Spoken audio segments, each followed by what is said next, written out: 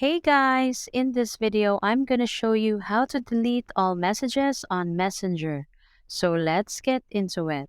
First of all, open the Messenger app. Tap and hold on the conversation that you no longer want.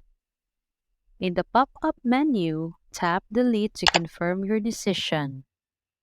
Confirm the selection by tapping Delete this entire conversation.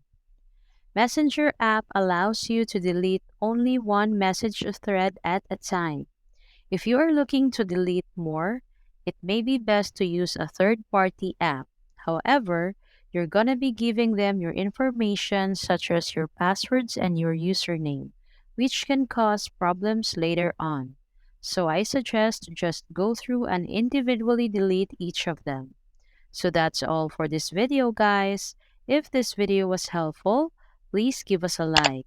And don't forget to subscribe to our channel so you don't miss out our new uploads.